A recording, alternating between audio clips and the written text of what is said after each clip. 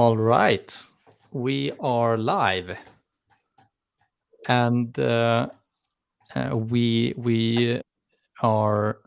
came out of this workshop that we do internally with our founders and the internal companies, our startups, and I tried to make a couple of notes to put into, like, I usually like to bring in some good stuff from the workshop into the fireside chat and cherry pick, but that whole session was filled with valuable insights from you.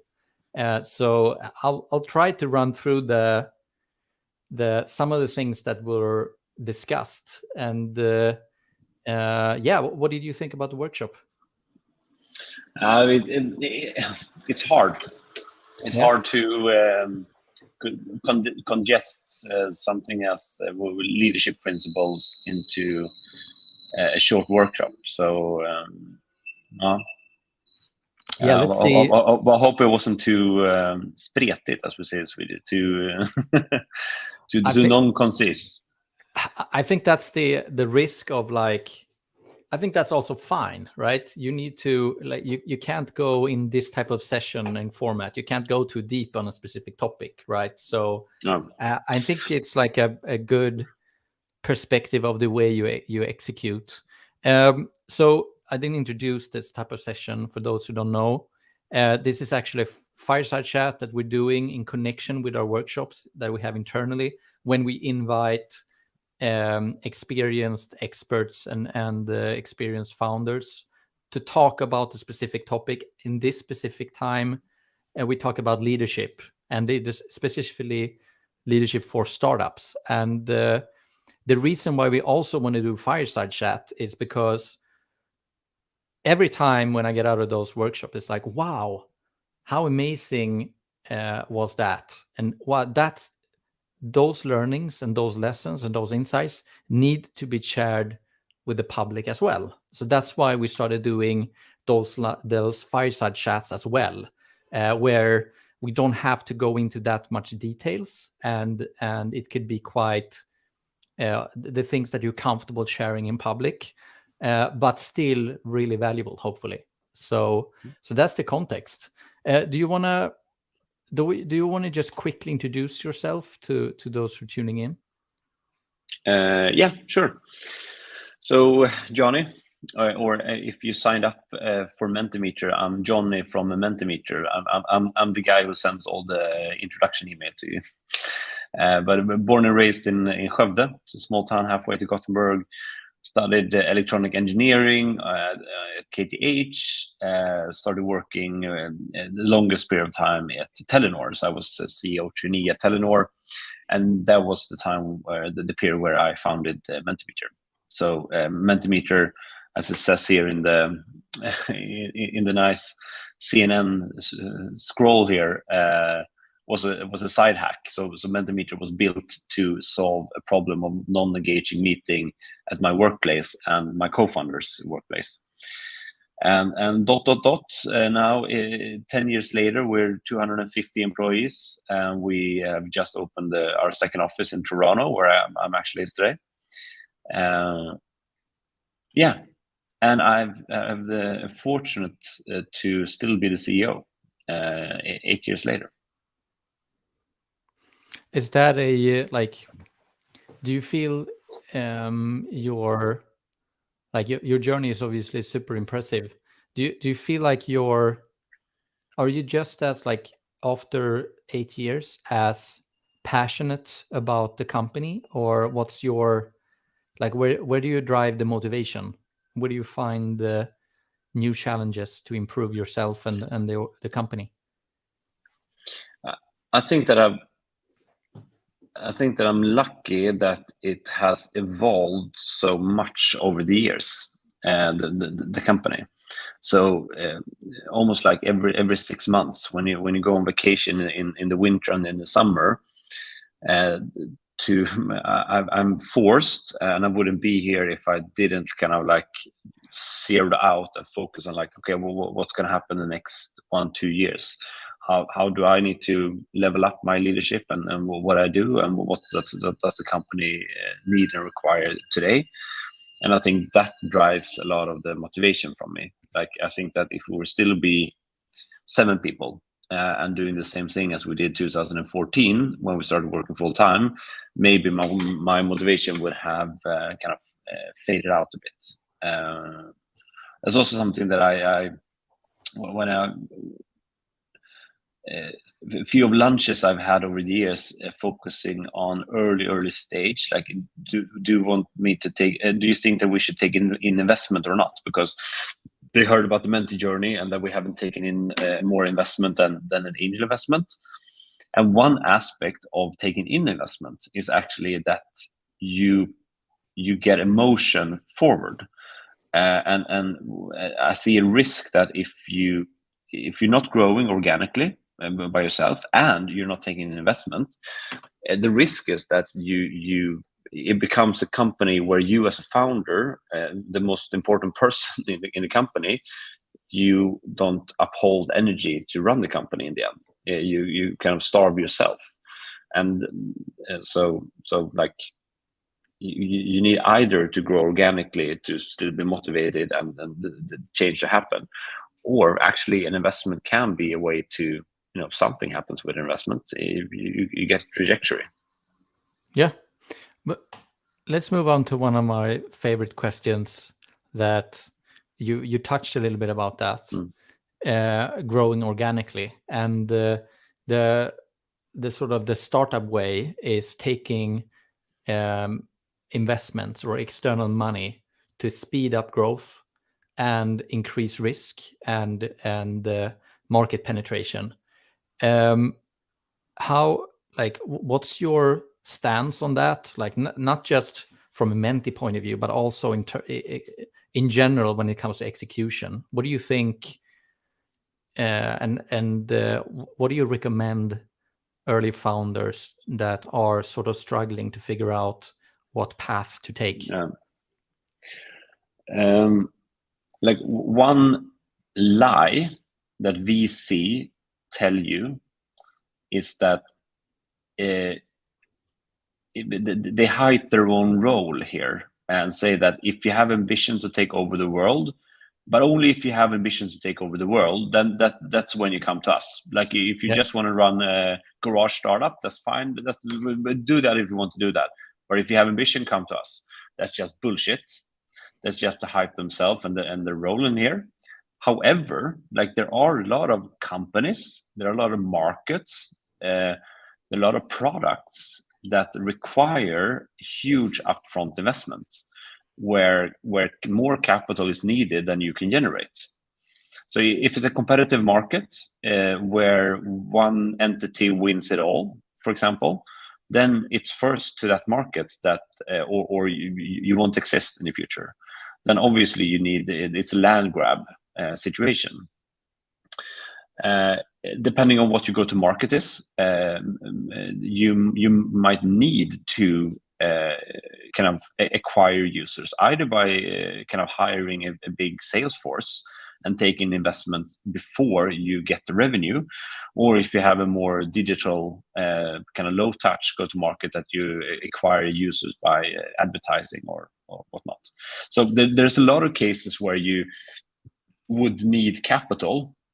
One dimension that you shouldn't mind is, like, if you have ambition or not. That's just bullshit. But you need to kind of think through, like, is my company and my market, does it require upfront capital that I don't have? Then I'm extremely lucky today that we haven't taken in a lot of capital, because that has meant that we could build Mentimeter in a very intentional and culture-driven way. That is the way that me and Niklas, who's my co-founder, who's still active, very intentionally built Mentimeter in the way that we wanted. And if we had a very strong capital-focused owner, we are also operators, so we have very many hats, which makes the way that we decide more complex and more oriented towards that we also have a great place to work, which in the end brings revenue and growth, but we're a bit more inclined. A good thing, not only that the venture capital comes with money that you need to go to market, but a good thing with capital is also that you take a bit more risk, and something that a profitable company as ourselves lacks sometimes is risk taking. So people talk about the short-sightedness of being a public company, for example, but being a profitable company is extremely short-sighted, because you focus and make sure that you're profitable every quarter or at least every year. And maybe sometimes you need to look 3 or 5 years ahead and say that, okay, that's the goal, and let's not be profitable for a while now to get there. And that's something like to be. This discussion is quite complex. But to make it a bit more complex, that's also something that is positive with external capital injection. Yeah, but also like when you're talking about why external money would make sense, like some of those things applies to Menti as well, right? You could have raised funds, right? You have a very competitive landscape, and some would argue also low entry barriers, right? Yep. So like what? Definitely. Definitely. There are cases for, and I'm not going to say that we never will raise capital. Like, we're profitable now, but it means that we have a fixed amount of we have a certain amount of money left over, that today everything goes back into the company, but that's a finite amount. Like, we can only put in as much as we kind of have in profit. So there's definitely a case still today. Until this point, we haven't kind of the pro side haven't outweighed the negative side. But yes, our market is much more competitive now than it is 10 years ago. 10 years ago, this was like, we don't really know what they do, and no one really cared. And nowadays, like, all the CEOs of all the major tech companies talk about that engagement is in their core of what their product solves. And we are part of that kind of engagement collaboration space. And yeah, okay, with 250 people, that's a decent sized company, but if you can fight the big dragons and win. Zoom has showed it. Slack has showed it. Like, you can go head to head with Microsoft and Google and win. And if it comes to that, I hope that we will win as well. But there you might need a bit more capital to look 3-5 years ahead instead of just this year. Yeah. We talked a little bit about growing organically and smart, and you touched upon that topic now a little bit, but like, what do you mean with growing smart? You talked a little bit about your the viral loop, that you're like leveraging the engagement rates and the behaviors of your users when they engage in your product. Like, could you talk on that for a second? What you mean with that? Exactly.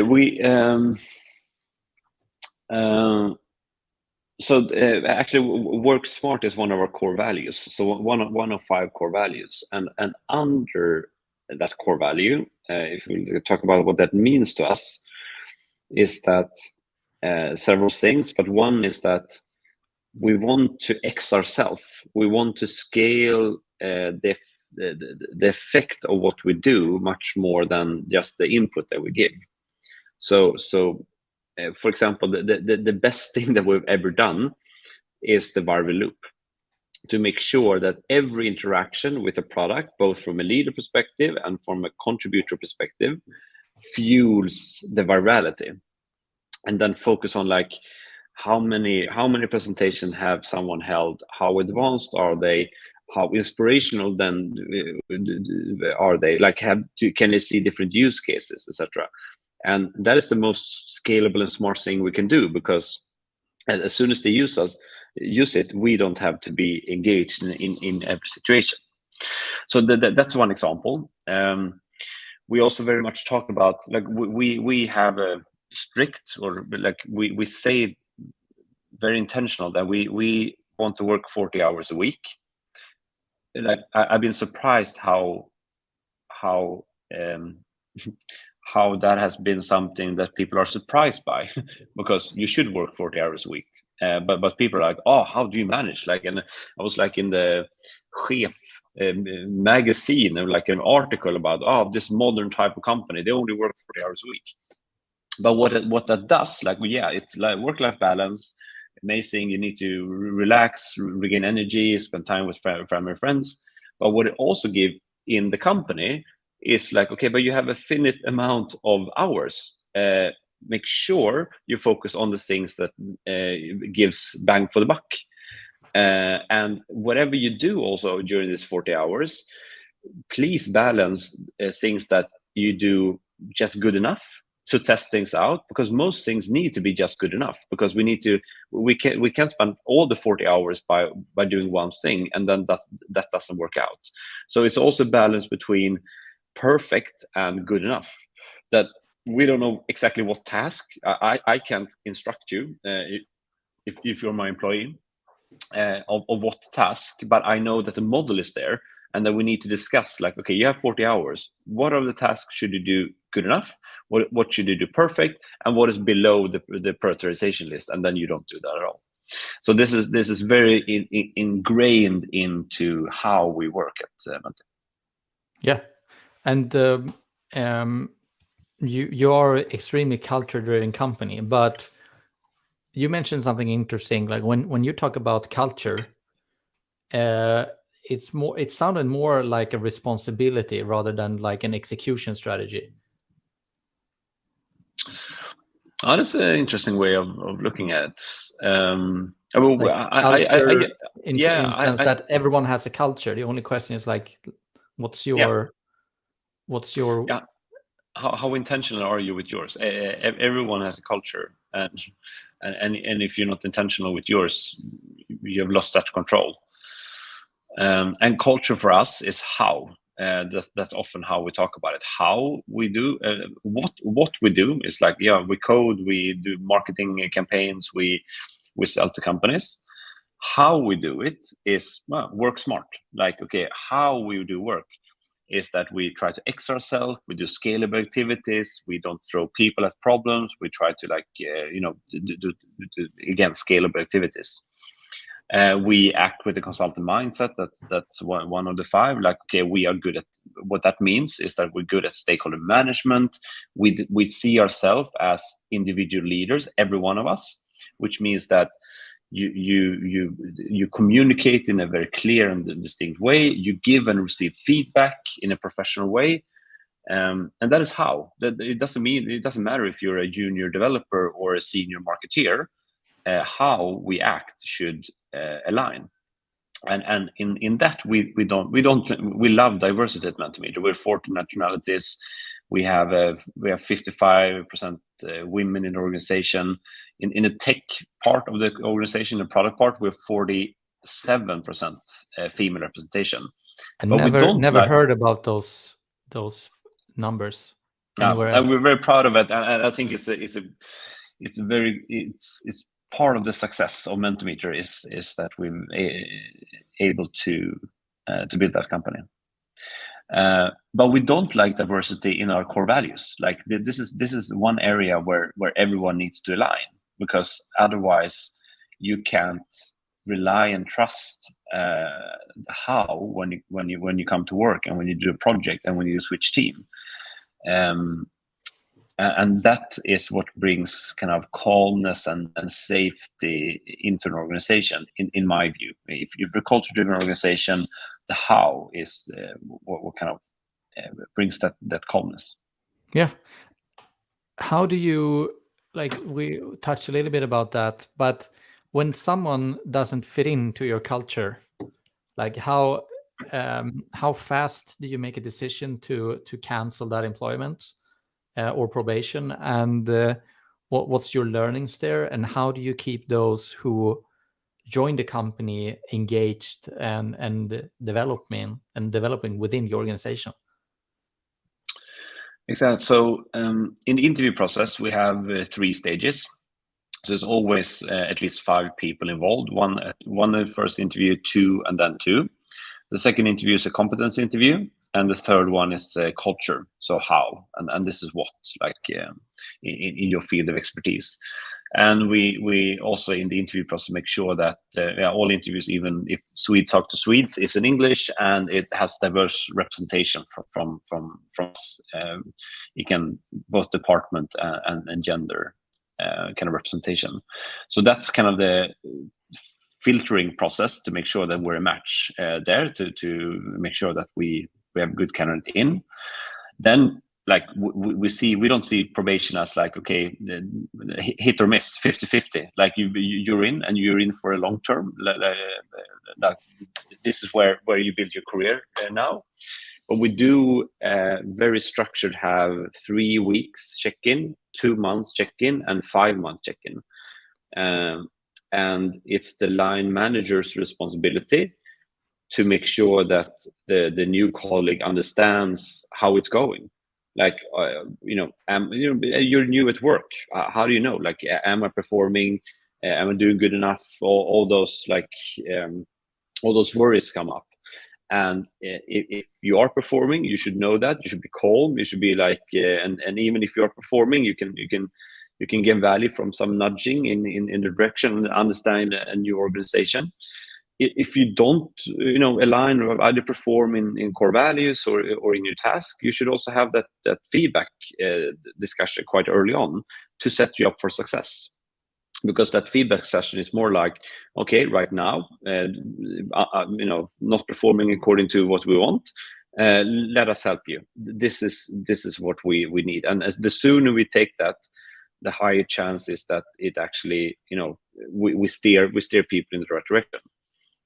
Most often, it's not that people are bad. People are not bad. It's most often it's just not a match between our company and that individual, and they're just great somewhere else. And the sooner that we and them find that out, the more. The easier the conversation gets. The best conversation after 5 months, the probation period is 6 months. Everyone at Mentimeter have had probation. It's not a single person who have not had it. And the best conversation after 5 months is that you already know the output. Like if people are leaving, it should never be a surprise. It should be a very clear conversation that has gone on for several months. Yeah. I think that makes sense.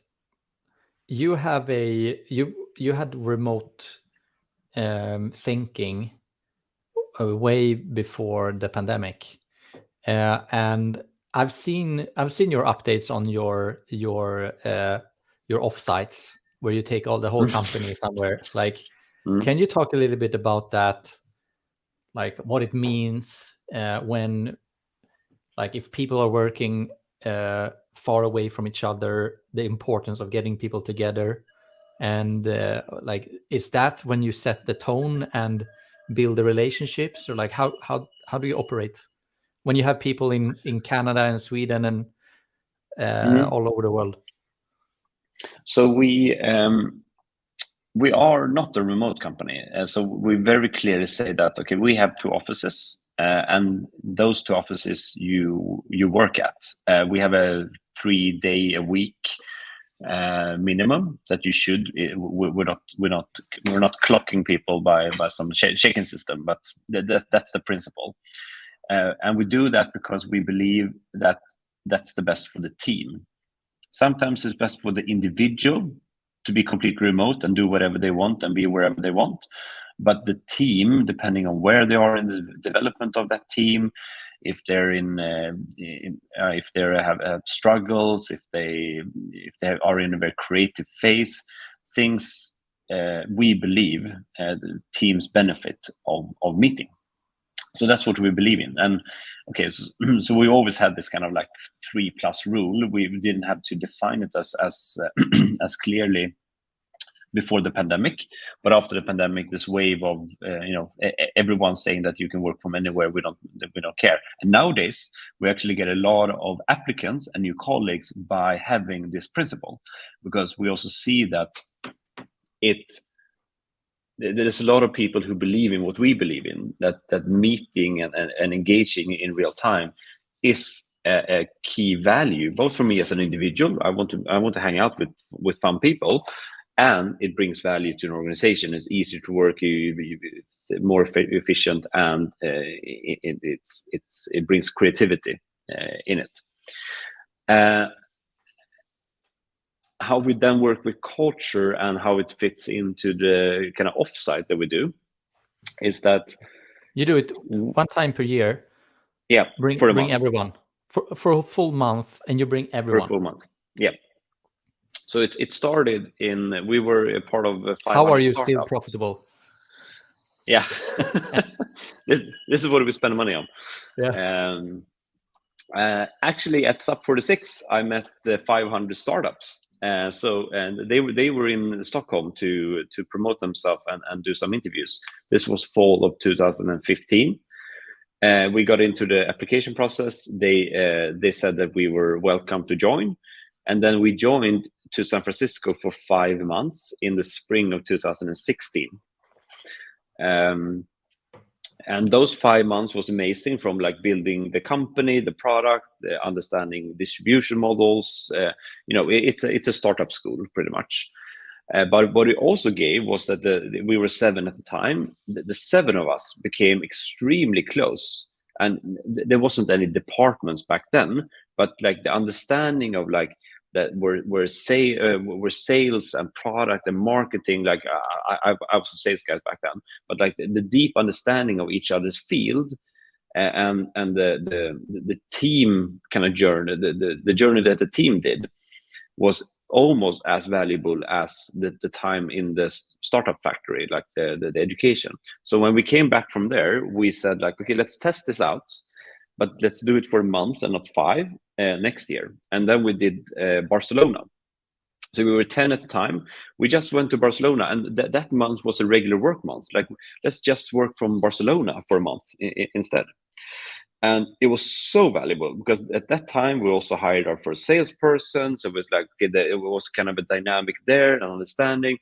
Our CTO and the salesperson became best friends, and like, and then next year we're 20. So almost the bigger we get, the bigger value we have, because the more departmentalized we become, and the risk of like not understanding each other's, the value of what we do. And so nowadays it's one very expensive, both in time and money, way of breaking barriers between colleagues and really understanding. And nowadays, San Francisco was 5 months. Everyone lived in San Francisco for 5 months. Nowadays, you can come for a weekend if you want to. Like if you have a family at home and you can't come for a weekend at least.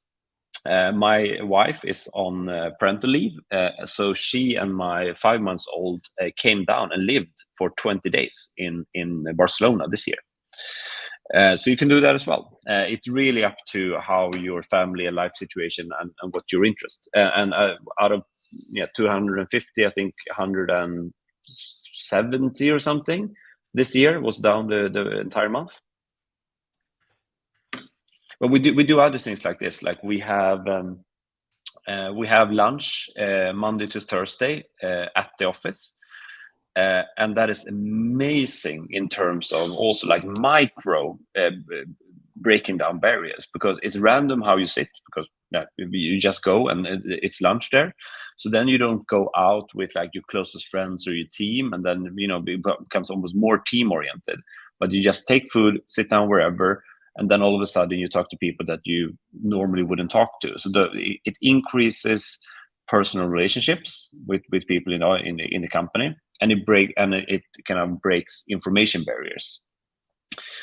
So that's also an expensive initiative, because Menti pays for the food, but very, very efficient in. Awesome. I was going to ask you, how, like, we're both fathers of young kids, especially like you have a 5-month-old. Yeah. Like, how have this, like, you already had quite a good structure, like a work-life balance, like, but did your you becoming a father change how you look at the company or your role? I don't think so. His presence in my life has mostly affected my private life more than my business life. So you can keep it separate at least. Exactly, but it's less late nights at Rish nowadays. But no, but I worked very intentional with. I haven't worked with succession planning because that's a fancy big corp word, but I work very intentional with making myself not redundant at daily work, but the company being able to operate without me. And so, for example, when I'm on vacation, I delete my email app, and I'm without email for about 2 weeks. Then it's me leaning in because I'm so curious, and I'm like, I get frustrated when I don't kind of challenge the intellectually. So then I download it again and check it out, and people know where to reach me. But I like, but that mental kind of I want to step out, having the company been able to run without me, and actually me leaning in, which also is a kind of I like that, because that means that, okay, if I'm still going to be a CEO of this company in 5 years, I really need to lean in and up my game, because it's a different thing of being a CEO of a 7 people startup as for a 250 people startup, or an X, how many we're going to be in 5 years. And that's like a nice mental model as well for me, who that, I think that's also part of why I love doing what I'm doing still, that I feel like challenged. I feel like I'm always need to step up my game. Nice. Who's your role model? It doesn't have to Elon be Musk. in leadership. It doesn't have to be in tech. It could be anything, or even leadership.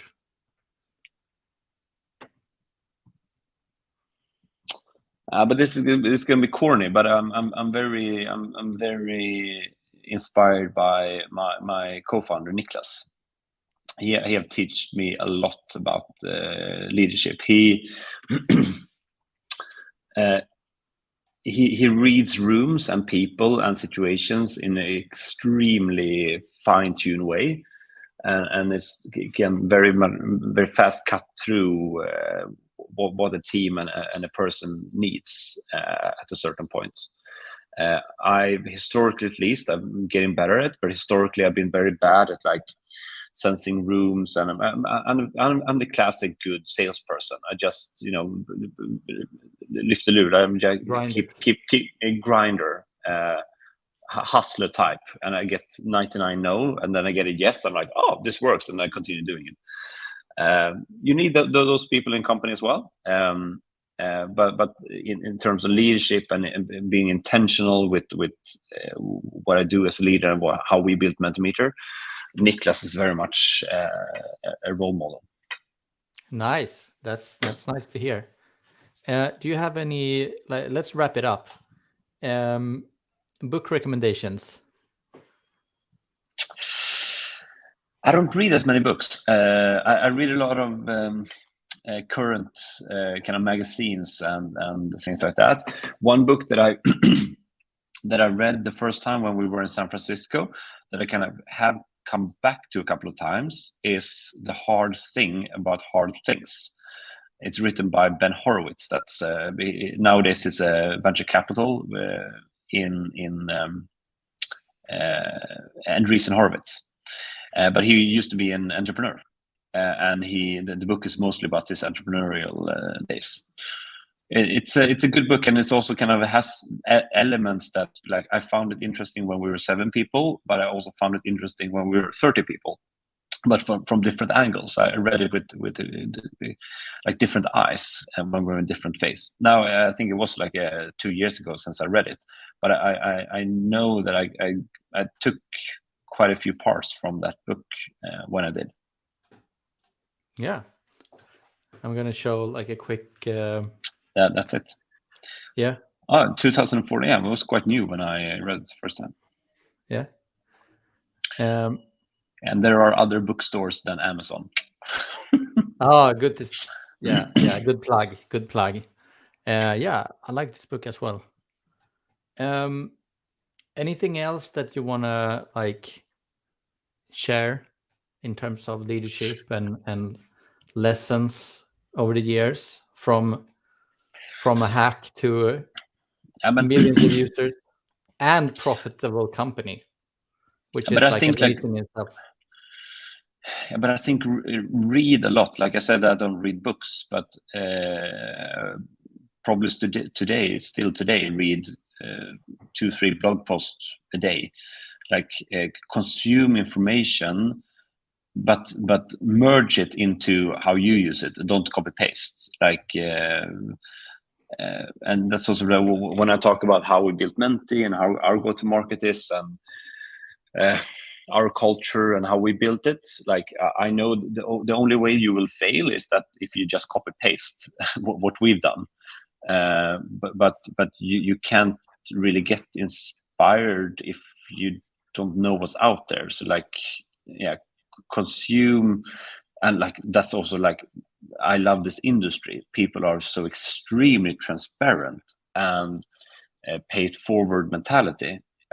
So you will get lunches. You read people's blogs or Twitters because they really open up their way of building their companies, and it's a very inspirational industry to be in when people have that mindset. Yeah, that's awesome. Do you have any final words for us as we build our own software that hopefully can help founders get access to good knowledge?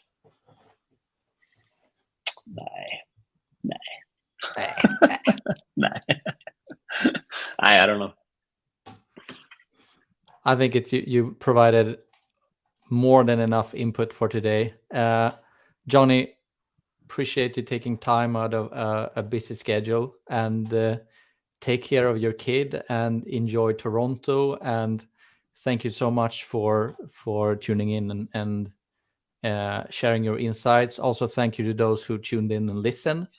Have a great day, Johnny, and have a great evening for those who tuned in from Sweden.